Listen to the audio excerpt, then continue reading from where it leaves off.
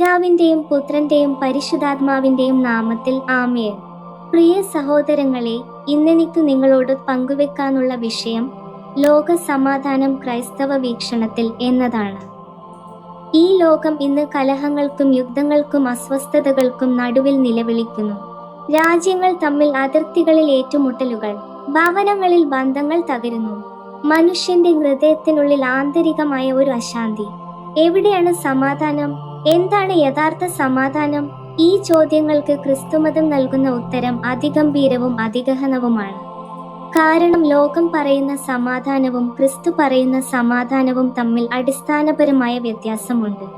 വിശുദ്ധ യോഹന്നാന്റെ സുവിശേഷത്തിൽ 14-ാം അധ്യായം 27-ാം വാക്യത്തിൽ നമ്മുടെ കർത്താവ് തന്നെ അരുളിച്ചെയ്യുന്നു, സമാധാനം ഞാൻ നിങ്ങൾക്ക് തരുന്നു, എൻ്റെ സമാധാനം ഞാൻ നിങ്ങൾക്ക് തരുന്നു. ലോകം തരുന്നതുപോലെ അല്ല ഞാൻ നിങ്ങൾക്ക് തരുന്നത്. നിങ്ങളുടെ ഹൃദയം കലങ്ങരുത്, ഭയപ്പെടുകയും അരുത്. ഈ വചനം നമുക്ക് വലിയ പ്രത്യാശ നൽകുന്നു.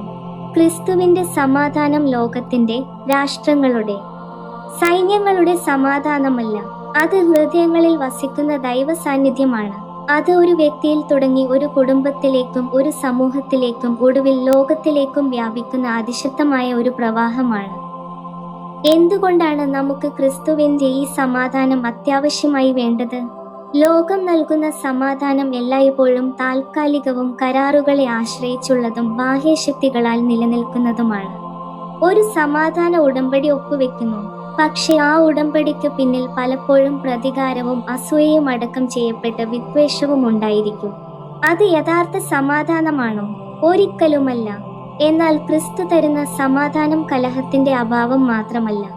അത് ദൈവവുമായുള്ള നിർബന്ധത്തിൽ നിന്ന് ഉത്ഭവിക്കുന്ന ആന്തരികമായ ഒരു നിറവാണ്. നമ്മുടെ പാപങ്ങൾ ക്ഷമിക്കപ്പെട്ടു എന്ന ബോധ്യം, നാം ഒറ്റപ്പെട്ടവരല്ല, സ്വർഗീയ പിതാവിന്റെ മക്കളാണ് എന്ന തിരിച്ചറിവ്.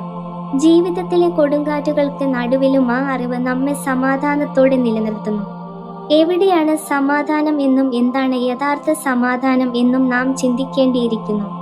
ഇതിന് ഉത്തരമായി യോഹന്നാന്റെ സുവിശേഷം 14-ാം അധ്യായം 27-ാം വാക്യത്തിൽ കർത്താവ് ഇപ്രകാരം അരുളിച്ചെയ്യുന്നു, സമാധാനം ഞാൻ നിങ്ങൾക്ക് തന്നേച്ചു പോകുന്നു, എൻ്റെ സമാധാനം ഞാൻ നിങ്ങൾക്ക് നൽകുന്നു.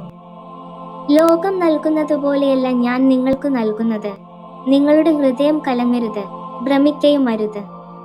ക്രിസ്തുവിന്റെ സമാധാനം ലോകത്തിന്റെ താൽക്കാലിക കരാറുകളിലല്ല, മറിച്ച് ഹൃദയങ്ങളിൽ വസിക്കുന്ന ദൈവ സാന്നിധ്യത്തിലാണ് അടങ്ങിയിരിക്കുന്നത്. പുറമെ കൊടുങ്കാറ്റുകൾ വീശിയടിച്ചാലും ഉള്ളിൽ ദൈവത്തിലുള്ള ഉറപ്പും പ്രത്യാശയും നിലനിർത്താൻ ഈ വാഗ്ദത്തം നമ്മെ സഹായിക്കുന്നു. ഭയത്തെയും ആശങ്കയെയും അതിജീവിക്കാനുള്ള ഏക വഴി ലോകത്തിന്റെ സമാധാനമല്ല, ക്രിസ്തു പകർന്നു നൽകുന്ന ആത്മീയ സുരക്ഷിതത്വമാണ് എന്ന് നാം തിരിച്ചറിയണം. ലോകം നൽകുന്ന സമാധാനം എല്ലായ്പ്പോഴും താൽക്കാലികവും കരാറുകളെ ആശ്രയിച്ചുള്ളതുമാണ്. എന്നാൽ ക്രിസ്തു തരുന്ന സമാധാനം കലഹത്തിന്റെ അഭാവം മാത്രമല്ല. അത് ദൈവവുമായുള്ള നിർബന്ധത്തിൽ നിന്ന് ഉത്ഭവിക്കുന്ന ആന്തരികമായ ഒരു നിറവാണ്. വിശുദ്ധ പൗലോസ് ശ്ലീഹ ഫിലിപ്പിയർക്ക് എഴുതിയ ലേഖനത്തിൽ 4-ാം അധ്യായം 7-ാം വാക്യത്തിൽ പറയുന്നതുപോലെ, സകല ബുദ്ധിയെയും കവിയുന്ന ദൈവസമാധാനം നിങ്ങളുടെ ഹൃദയങ്ങളെയും ചിന്തകളെയും ക്രിസ്തുയേശുവിൽ കാത്തു സൂക്ഷിക്കും. ദൈവത്തിന്റെ സമാധാനം മനുഷ്യന്റെ യുക്തിക്കോ കണക്കുകൂട്ടലുകൾക്കോ പൂർണ്ണമായി മനസ്സിലാക്കാൻ കഴിയുന്ന ഒന്നല്ല. കാരണം അത് അമാനുഷികമാണ്. പ്രതികൂല സാഹചര്യങ്ങളിലും നമ്മുടെ മനസ്സിനെ പതറാതെ കാത്തു സൂക്ഷിക്കുന്ന ഒരു കാവൽക്കാരനെപ്പോലെ ഈ സമാധാനം പ്രവർത്തിക്കുന്നു. ഈ ദൈവിക സമാധാനം നമ്മുടെ ചിന്തകളെ ശുദ്ധീകരിക്കുകയും ലോകത്തിന്റെ അസ്വസ്ഥതകളിൽ നിന്ന് നമ്മെ വിടുവിക്കുകയും ചെയ്യുന്നു. 1-ാം നൂറ്റാണ്ടിലെ ക്രിസ്ത്യാനികൾ രാഷ്ട്രീയ അധികാരമോ സൈനിക ബലമോ ഇല്ലാതെ തന്നെ ലോകത്തെ മാറ്റിയത് സ്നേഹത്തിലൂടെയും ക്ഷമയിലൂടെയുമാണ്. എഫേസ്യർക്ക് എഴുതിയ ലേഖനം 2-ാം അധ്യായം 14-ാം വാക്യത്തിൽ നാം വായിക്കുന്നത് ഇപ്രകാരമാണ്, അവൻ നമ്മുടെ സമാധാനം, അവൻ ഇരുപക്ഷത്തെയും ഒന്നാക്കി. ശത്രുത എന്ന ഇടച്ചുവർ ഇടിച്ചു കളഞ്ഞു. ക്രിസ്തു തന്റെ ക്രൂശിലെ ബലിയിലൂടെ മനുഷ്യർക്കിടയിലുള്ള എല്ലാ വേർതിരിവുകളുടെയും മതിലുകൾ തകർത്തു കളഞ്ഞു എന്നതാണ് ഇതിന്റെ അർത്ഥം. ശത്രുതയെ ഇല്ലാതാക്കി ലോകത്തെ ഒന്നാക്കാനുള്ള ഏക ശക്തി ക്രിസ്തുവിന്റെ നിരുപാധികമായ സ്നേഹമാണ്. നമ്മൾ മറ്റുള്ളവരെ ശത്രുക്കളായി കാണാതെ സഹോദരങ്ങളായി കാണുമ്പോൾ മാത്രമാണ് ഈ വചനം നമ്മുടെ ജീവിതത്തിൽ യാഥാർത്ഥ്യമാകുന്നത്. നമ്മൾ ഓരോരുത്തരും സമാധാനത്തിനായി പ്രാർത്ഥിക്കുക മാത്രമല്ല, സമാധാനം നിർമ്മിക്കുന്നവരായി മാറുകയും വേണം.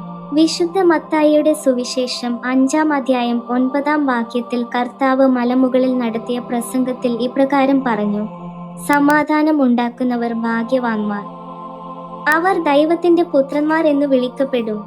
സമാധാനത്തിനായി കേവലം ആഗ്രഹിക്കുകയല്ല, മറിച്ച് അത് പ്രവൃത്തിപഥത്തിൽ കൊണ്ടുവരാൻ നാം സജീവമായി ഇടപെടേണ്ടതുണ്ട്. കലഹങ്ങൾ നിലനിൽക്കുന്നിടത്ത് സമാധാനം വിതയ്ക്കാൻ മുൻകൈ എടുക്കുന്നവർ ദൈവത്തിന്റെ യഥാർത്ഥ മക്കളായി തിരിച്ചറിയപ്പെടുന്നു. നമ്മുടെ ചെറിയ പ്രവൃത്തികളിലൂടെയും വാക്കുകളിലൂടെയും സമാധാനം നിർമ്മിക്കുന്നത് വഴി നാം ദൈവത്തിന്റെ സ്വഭാവമാണ് ലോകത്തിന് വെളിപ്പെടുത്തുന്നത്. ഈ ലോകത്ത് ഏറ്റവും വലിയ യുദ്ധം നടക്കുന്നത് മനുഷ്യന്റെ ഹൃദയത്തിനുള്ളിലാണ്. സ്വാർത്ഥതയും അസൂയയും പ്രതികാരവുമാണ് യഥാർത്ഥ ശത്രുക്കൾ. വിശുദ്ധ യാക്കോബിന്റെ ലേഖനം 3-ാം അധ്യായം 18-ാം വാക്യത്തിൽ പറയുന്നത് ഇപ്രകാരമാണ്: സമാധാനം ഉണ്ടാക്കുന്നവർ സമാധാനത്തോടെ വിതയ്ക്കുന്ന വിത്ത് നീതിയുടെ വിളവ് കൊയ്യുന്നു. നാം ഇന്ന് ചെയ്യുന്ന ഓരോ സമാധാന പ്രവൃത്തിയും ഭാവിയിൽ നീതി നിറഞ്ഞ ഒരു ലോകത്തിനായുള്ള വിത്തു വിതയ്ക്കലാണ്. നീതിയില്ലാത്ത സമാധാനം അർത്ഥശൂന്യമായതിനാൽ സമാധാനത്തിലൂടെ നീതി കണ്ടെത്താൻ നാം സദാ ശ്രമിക്കണം. സ്വന്തം ഹൃദയത്തിലും സമൂഹത്തിലും സമാധാനത്തിന്റെ വിത്തുകൾ വിതയ്ക്കുന്നവർക്ക് മാത്രമേ ദൈവരാജ്യത്തിലെ നീതിയുടെ നന്മകൾ അനുഭവിക്കാൻ സാധിക്കൂ. ലോകം നൽകുന്ന നശ്വരമായ സമാധാനത്തിനല്ല, ക്രിസ്തു വാഗ്ദാനം ചെയ്ത ശാശ്വതമായ സമാധാനത്തിനായി നമുക്ക് പരിശ്രമിക്കാം. സമാധാനത്തിന്റെ പ്രഭുവായ കർത്താവ് നമ്മെ എല്ലാവരെയും തന്റെ സമാധാനത്തിന്റെ ഉപകരണങ്ങളാക്കി മാറ്റട്ടെ. ദൈവനാമം വാഴ്ത്തപ്പെടുമാറാകട്ടെ. ആമേൻ.